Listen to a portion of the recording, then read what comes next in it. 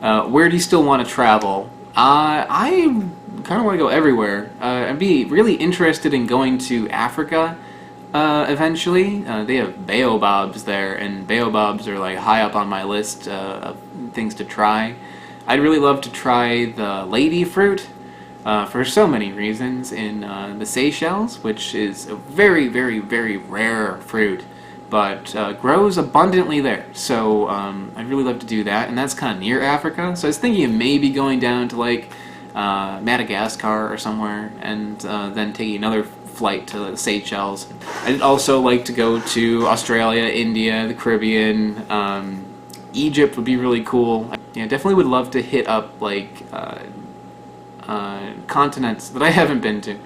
Do you travel alone or with friends? Usually what I do is I'll travel alone and then come across other travelers while I'm out there, and end up talking, and then join each other. Like they'll come where I'm going, I'll go where I'm going.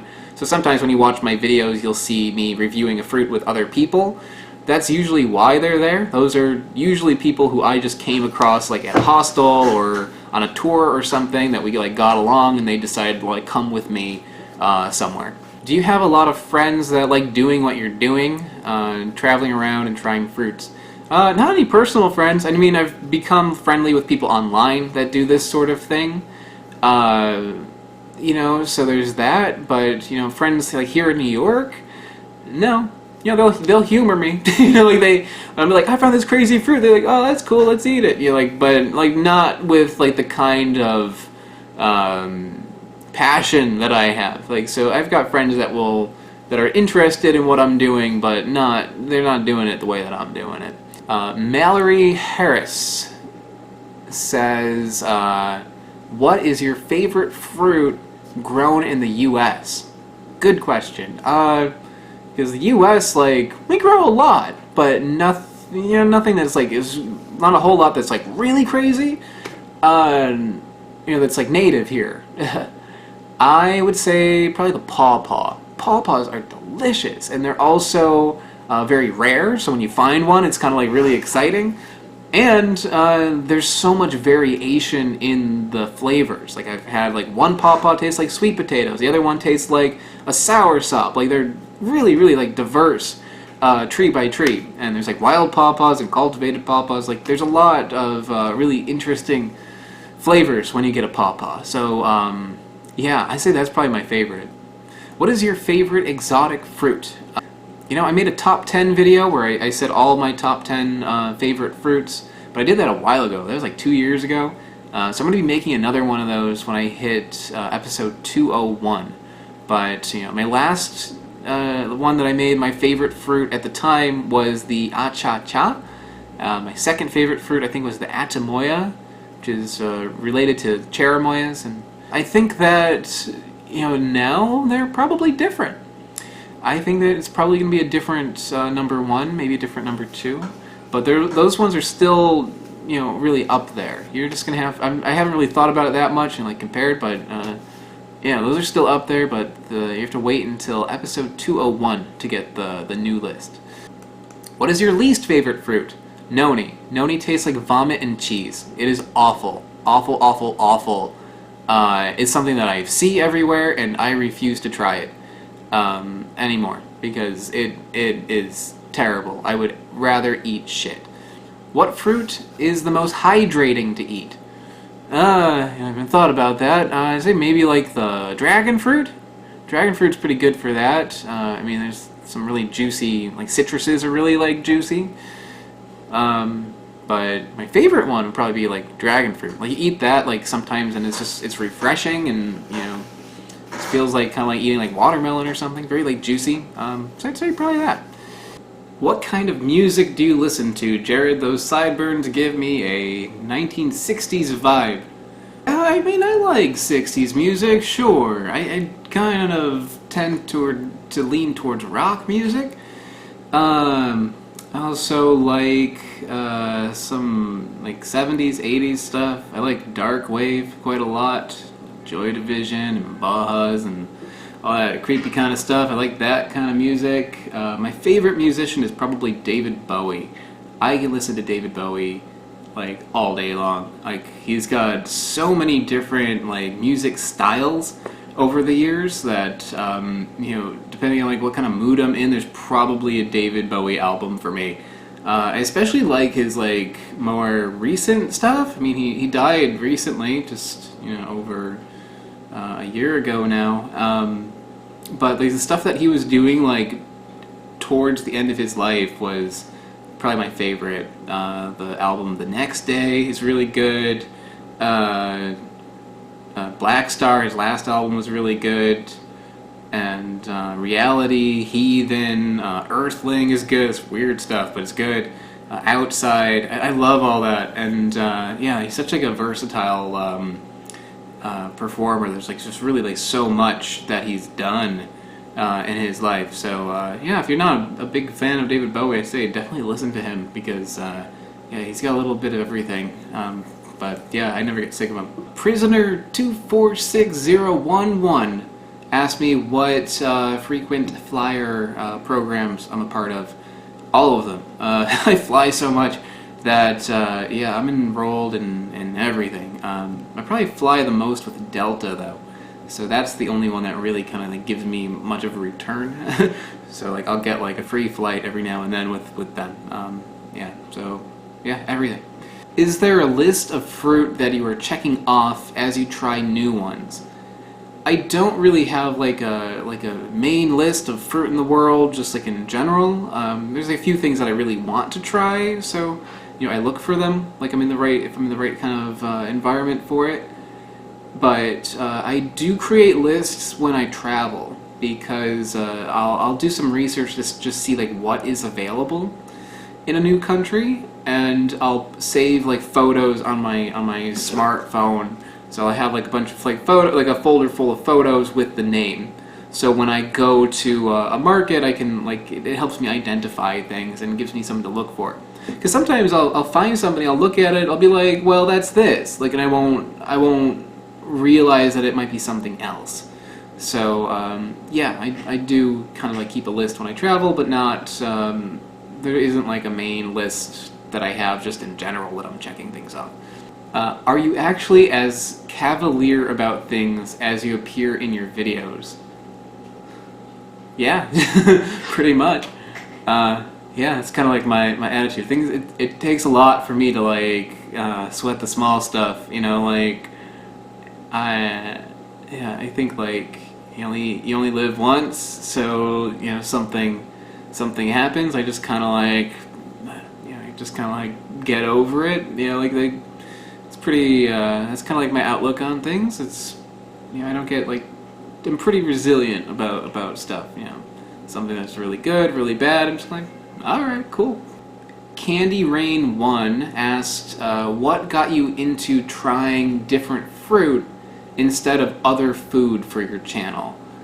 Well, I mean, I like fruit because fruit is, you only have so much of it. You know, there's a lot, but, you know, with, like, food in general, like, if you're reviewing, like, street food or something, that is, like, inexhaustible. You could always find something else to review with that. I like that fruit does, you know, have an endpoint. It's difficult to get to that endpoint, but it does exist, because you can't, I mean, although you can create new cultivars of fruit and hybrids and stuff like that, there's only so much of that you can do. So I like sticking with fruit in particular. Also, like, it's more fun to eat fruit than vegetables. I mean, vegetables, you take it to cook it, you know, it's a little bit more complicated. Fruit, there's like an ease to it. You know, I find like, you know, a fruit that I haven't seen before, chances are I can like take it, I can cut it open, I can eat it like right there on the spot. Sometimes you gotta prepare stuff, but you know, more often than not, you don't. So there's just like a kind of ease to it. Plus, I like it. There's a lot of variety. It's interesting. You learn a lot about fruit. So I think fruit is, I don't know, it was kind of like an easy way to go. What sort of things do you like doing on the internet? Well, I mean, I watch a lot of YouTube videos, like everybody. You know, I'll research stuff. Yeah, I like going, like researching movies and stuff, like IMDb or going on Wikipedia to learn about stuff. I don't really read on the internet because it hurts my eyes. So just kind of like, yeah, I'll just like get kind of interested in one particular thing and just kind of like go down a rabbit hole where I want to learn all about it. Other than that, yeah, cute cat videos and stuff like that. Larry Cordner, who is a Patreon contributor, hey Larry, he asked, what fruit have you not tried that is on the top of your list that you want to try? I would say the Kasusu. The Kasusu is a fruit that just looks really, really bizarre. It's really, really perishable. It only grows in a small region. I really would love to find it. It's kind of like my white whale is to find the Kasusu. I found a tree. I went as far as to go to a place that had them, but it wasn't in season. So I saw the tree of the Kasusu, but that was it. And that's in one of my Tenum agricultural park videos that I did a while back in Borneo. So that's one that I would love to try it. One of these days I'm gonna have to go back out there to try it, and I'm just gonna have to, I don't know, like call ahead and do some research to make sure that I'm getting there when there's some fruiting. What location would you suggest for a beginning fruit hunter to start out with? Well, for me, Malaysia was amazing. You go to the markets there, you see all sorts of crazy stuff that you haven't seen anywhere. That you can't really see anywhere else. It's a great place to find fruit. KL in Malaysia is great. It's like very, easy place to hang out in. It's very comfortable. There's like stuff to do. It's like not really like a major tourist destination so much. It's not that kind of place, but I really like KL. KL is also very easily accessible to other parts of Southeast Asia. So you can hop on an AirAsia flight and go like anywhere you want in Southeast Asia, very affordably and easily. So it's a good starting point for other places to visit to find fruit, which is exactly what I did. Just going to South America this past time, Colombia was surprisingly good. I went to Colombia just for a layover, but still found just as much fruit in 2 days in Colombia as I did in 3 weeks in Bolivia. So yeah, Colombia's got a lot. I think I might have to go there again in the future just because I saw so much when I was there. So South America, good place to go. Southeast Asia, good place to go. Would you ever do a group fruit hunting trip with your subscribers? I think maybe that's something I'll do in the future, where I'll do like a market tour in New York City or something.